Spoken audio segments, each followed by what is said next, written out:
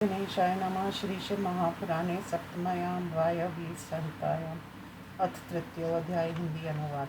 ब्रह्मा जी ने कहा, जहाँ मन के सहित वाणी जानकर जाकर बिना लक्ष्य को पाकर लौट आती है, जिस आनंद को पाकर विद्वान पुरुष किसी से डरता नहीं है, जिनसे ये सब ब्रह्मा विष्णु इंद्र आदि देवता पंच महाभूतेंद्रियों के साथ प्रथम बार उत्पन्न हुए हैं, जो सृष्टि आदि कारणों के सृष्टिकर्ता हैं और जो परम कारण नारायण का ध्यान करने वाले हैं, उनके अतिरिक्त कोई भी वस्तु कभी भी उत्पन्न नहीं हो सकती। वे सभी ऐश्वर्यों से संपन्न स्वयं सर्वेश्वर हैं। सभी मुमुक्षुओं द्वारा ध्यान करने योग्य हृदयाकाश में स्थित शिव हैं, जिन्होंने सबसे पहले मुझ पुत्र को उत्पन्न कर ज्ञान दिया था। उन्हीं की कृपा से मैंने ये प्रजापति पद प्राप्त किया, जो एकमात्र ईश्वर वृक्ष की भांति निश्चल आकाश में स्थित है। जिन महात्मा पुरुष से ये संपूर्ण ब्रह्मांड पूर्ण है, जो अकेले अनेक निष्क्रिय प्राणियों को सक्रिय बनाते हैं तथा जो अकेले बीज रूप कर्मों को करते हैं, वे महेश्वर हैं। जो अकेले ईश्वर समस्त लोगों को प्राणियों से पूर्ण कर उन पर शासन करते हैं, वे भगवान रुद्र हैं, दूसरे कोई नहीं। जो सदा भक्तों के हृदय में रहते हैं किंतु दिखलाई नहीं देते, फिर भी संपूर्ण जगत पर अधिकार किए रहते हैं। जो काल आदि के बंधन से मुक्त होकर आकाश आदि समस्त कारणों के एकमात्र अनंत शक्ति वाले स्वामी हैं, वे एक भगवान शिव हैं, जिनके लिए ना दिन है ना रात है, ना कोई उनके बराबर है, ना कोई उनसे अधिक है, जिनमें ज्ञान और क्रिया शक्ति सदा रहती है, तथा जो स्वयं पराशक्ति स्वरूप है। जो ये संपूर्ण भूत हैं, वे ही अक्षर परमात्मा है। वे दोनों अक्षर और आत्मा स्वयं महेश्वर है। जो मनुष्य सात्विक भावना से शिव जी का ध्यान करता है, वह अंत समय में इन समस्त संसारिक बंधनों से मुक्त हो जाता है। जहाँ सूर्य, चंद्रमा तथा बिजली का प्रकाश नहीं होता, केवल जिस देवता के प्रकाश से ये सब प्रकाशित होता है, ऐसा वेद ने कहा है। एक ही देव महादेव हैं, जो महेश्वर हैं। उनके परम पद को कोई प्राप्त नहीं कर सकता। ये ही आदि है, ये ही अंतहीन है, स्वभाव से निर्मल है, ये स्वतंत्र तथा परिपूर्ण है। संपूर्ण चराचर इनकी इच्छा से अधीन है। ये लक्ष्मीवान सभी प्रकार के ऐश्वर्यों से संपन्न है। इनका शरीर प्रकृति से भिन्न है। ये स्वयं मुक्त है और दूसरों को मुक्ति कराने वाले हैं। स्वयं काल स्वरूप ना होकर भी काल के प्रेरक हैं। उनका स्थान सबसे ऊपर है। वे सब में विराजमान है, सब कुछ जानते हैं। 6 प्रकार के मार्ग वाले संपूर्ण जगत के स्वामी हैं। उत्तरोत्तर प्राणियों में भी वे सब में श्रेष्ठ है। अनंत आनंद रूप राग को ग्रहण करने वाले वे घोरे हैं। वे अनंत ब्रह्मांडों को मिलाने में चतुर हैं। उदारता, वीरता, गंभीरता तथा मधुरता के वे समुद्र है। ना इनके बराबर कोई वस्तु है, ना इनसे अधिक कोई वस्तु है। ये सभी प्राणियों में अतुलनीय हैं। ये राजाओं के भी राजा है। यही चित्र की भांति सबसे पहले संसार की रचना करते हैं तथा अंत काल में वे संसार फिर इन्हीं में विलीन हो जाता है। सभी चर अचर इनके वश में है। ये ही सबके प्रेरक है। इनके दर्शन दृढ़ भक्ति से ही होते हैं और किसी प्रकार नहीं। व्रत, दान, तप तथा नियम इनका निर्देश महर्षियों ने शिव जी के ध्यान के लिए ही किया है। ब्रह्मा, विष्णु, रुद्र और भी देवता असुर कठोर तप से आज भी उन्हीं का दर्शन चाहते हैं। पतित, मूढ़, दुर्जन, नीच, निंदित पुरुष उन्हें नहीं देख पाते। भक्त उनका भीतर बाहर पूजन कर उनसे बातचीत भी करते हैं। उनके 3 रूप है, स्थूल, सूक्ष्म, उससे भी परे। हम देवता उनके स्थूल रूप को देखते हैं। योगी पुरुष सूक्ष्म रूप को देख पाते हैं। उसके परे जो नित्य ज्ञान, आनंदमय तथा अव्यय रूप है, उसे उनके भक्त ही देख सकते हैं। अधिक क्या कहें। गुप्त से भी गुप्त बात यह है कि निस्संदेह शिव भक्ति करनी चाहिए। उससे जो युक्त है वही मुक्त होता है। शिव जी की कृपा से ही शिव भक्ति प्राप्त होती है, जिससे जैसे बीज से अंकुर और अंकुर से बीज, जीव उनकी कृपा से ही सिद्धि पाता है।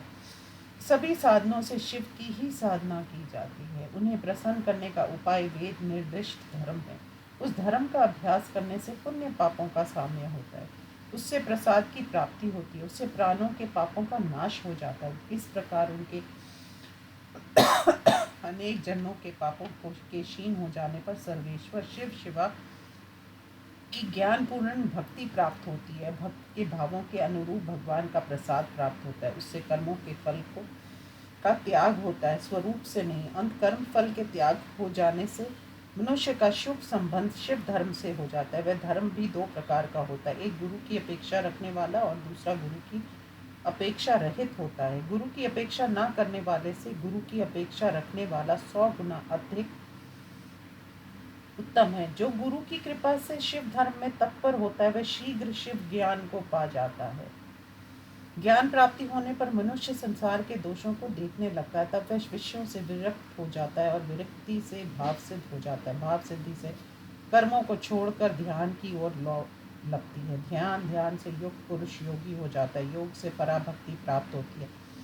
उसके बाद शिव जी की कृपा मिलती है। उनके प्रसाद से प्राणी मुक्त होकर शिव के समान हो जाता है। ये अनुग्रह का क्रम कह दिया। जैसे पुरुष की योग्यता होती है वैसा ही उस पर भगवान का अनुग्रह होता है। कोई गर्भ में रहने पर ही, कोई पैदा होते ही, कोई बालक युवा वृद्ध होकर मुक्त होता है। कोई पशु योनि का, कोई नारी की पुरुष मुक्त हो जाता है। कोई अपने पद को पाकर उस पद के क्षय होने पर मुक्त हो जाता है। कोई अपने पद से छूटकर फिर कर्म भूमि में आकर मुक्त हो जाता है। कोई उस मार्ग पर होने पर भी रुक रुक कर मुक्त हो जाता है। इसलिए मनुष्यों की मुक्ति किसी एक प्रकार से नहीं होती। ज्ञान और भाव के अनुसार ईश्वर की कृपा होने पर ही मुक्ति होती है। इसलिए शिव जी को प्रसन्न करने के लिए मन वाणी के दोषों को छोड़कर अग्निहोत्र करते हुए शिव का ध्यान करते रहना चाहिए। शिव भक्ति करें, उन्हीं के सहारे पर रहें, उन्हीं से जुड़ा रहें। सभी कार्यों को करता हुआ उन्हीं का मन से चिंतन करें। 1000 दिव्य वर्षों के यज्ञ का अनुष्ठान करो। यज्ञ के अंत में मंत्र बल से वायु देव वहां आएंगे। वे ही आपके कल्याण का उपाय बतलाएंगे। तब आप परम पवित्र वाराणसी नगरी जाना, वहाँ जहाँ पिनाकधारी विश्वेश पार्वती के साथ भक्तों पर कृपा करने के लिए सदा विहार करते हैं।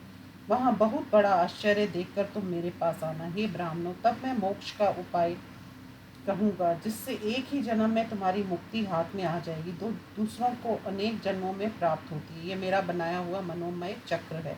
इसे मैं छोड़ता हूँ। जहाँ नेमी टूटेगी उस देश को तपस्या के योग समझना। इस प्रकार सूर्य के समान प्रभामय उस मनोमय चक्र को देखकर महादेव जी को प्रणाम कर ब्रह्मा जी ने उसे छोड़ा। वे ब्राह्मण भी प्रसन्न होकर ब्रह्मा जी को प्रणाम कर उस चक्र के पीछे वहां गए जहां उसकी नेमी टूटी। वह फेंका हुआ चक्र एक चिकने पत्थर पर पड़ा। फिर वह किसी वन में निर्मल जल में गिर गया। उसके कारण वह मुनियों द्वारा पूजित वन नैमिष प्रसिद्ध नाम से प्रसिद्ध हुआ। वह वन अनेक यक्ष, गंधर्व, विद्याधरों से व्याप्त था। 18 द्वीपों में राज्य करने वाला राजा पुरु व उर्वशी के साथ विलास की इच्छा से भाग्यवश वहां पहुंचा और मूर्खतावश उसने सुवर्ण रचित उस यज्ञ के अहाते पर अधिकार किया जहां मुनियों के कुपित होकर व्रज के समान कठोर कुश लगाए थे।